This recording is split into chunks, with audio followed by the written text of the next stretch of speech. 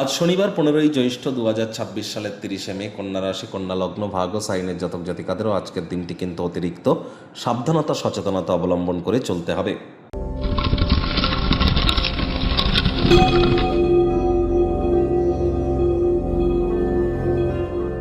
ভিডিওটির শুরুতেই স্ক্রিনে আপনারা দেখতে পাচ্ছেন শনি মহারাজের প্রণাম মন্ত্র।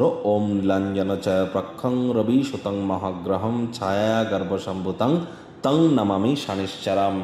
আজ সন্ধেবেলার সময় এই মন্ত্রটি আপনারা চেষ্টা করুন অন্তত পক্ষে আপনারা 8 বার জপ করবার। এটি আপনাদেরকে লাভান্বিত করবে। কোনো কিছু না পারলে 108 বার বলুন ওম শ্যাম শনিশ্চরায় নমঃ। আজ আপনারা অবশ্যই শনি মন্দিরে পুজোও দিতে যেতে পারেন।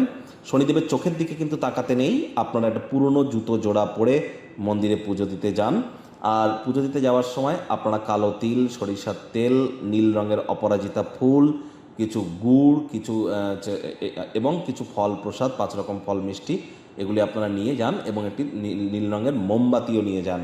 এগুলো নিয়ে গিয়ে পুরোহিতকে দিয়ে নিজের নামগোত্র ধরে পুজো দিন। তারপর শনিদেবের কোড়ে আঙুলে আপনারা সরিষার তেল ঢালুন, ধূপ বাতি আপনারা ওখানে জ্বালিয়ে নিজের মনস্কামনাকে আপনারা জ্ঞাপন করুন। শনির যেই মন্ত্রটি বা বীজ মন্ত্রটি আপনারা 108 বার জপ করুন, করে মনস্কামনাকে জ্ঞাপন করুন।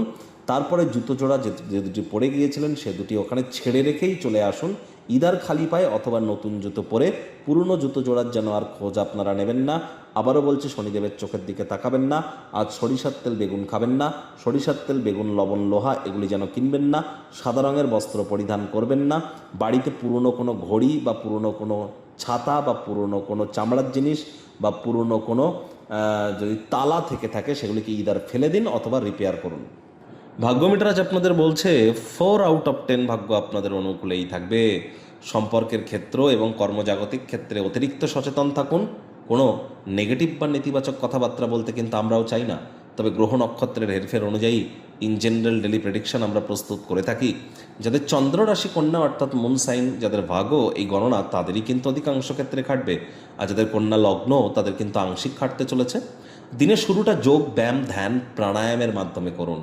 সারাটা দিন ধরে শক্তির স্তরকে বজায় রাখতে পারবেন। আজ শরীর মনের সতেজতাও অনুভব করতে পারবেন। অর্থগত ব্যাপারে ব্যয়বহুল একটি দিন। খরচ বাড়তে চলেছে।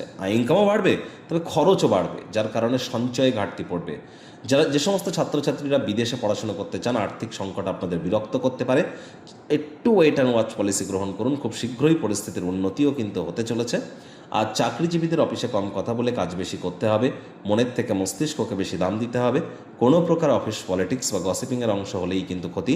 বসের কিন্তু কুনজরে আপনারা পড়ে যেতে পারেন। রাজনীতিবিদ যারা আছেন জনসংযোগ বৃদ্ধি করুন। হার্ডওয়ার্ক, কঠোর কায়িক পরিশ্রমের কোনো বিকল্পই কিন্তু নেই। শিক্ষার্থী বিদ্যার্থীদের পড়াশোনায় মনোযোগ আরও বৃদ্ধি করতে হবে।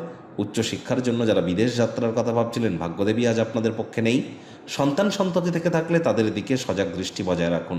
অসৎ সঙ্গে চলে যেতে পারে। চোখে চোখ রেখে কবিজিলি মিথ্যে কথা বলে দিতে পারে। নেশা ভাঙের প্রতি আকৃষ্ট হতে পারে। শরীর স্বাস্থ্যের অবনতি হতে পারে। প্রেমিক প্রেমিকা, স্বামী স্ত্রী, ভালোবাসার মানুষের চরিত্র নিয়ে সন্দেহবাতিক হবেন না। তৃতীয় কোনো ব্যক্তিকে আপনাদের সম্পর্কের মধ্যে প্রবেশ করতে দেবেন না। সম্পর্কের দুর্বলতা কিন্তু বেড়ে যেতে পারে। আর পরিবারে বাচ্চা কাচ্চা থেকে থাকলে প্রত্যাশা মাফিক জীবনযাপন না করায় হতাশ কিন্তু হতেই পারেন। তাদেরকে উৎসাহিত করুন। পরিবার পরিজনদের উপর জোর করে নিজের মতামতকে জাহির করলেই ক্ষতি। পাওয়ার কাট, লোডশেডিংয়ের জন্য আগে থেকেই প্রস্তুতি আপনাদেরকে নিতে হবে। কাছের মানুষটির সাথে কোথাও ভ্রমণে যাবার পরিকল্পনা করলেও শরীর খারাপ হওয়ার কারণে ভেস্তে যেতে পারে। মেজাজ হারালেই কিন্তু ক্ষতি।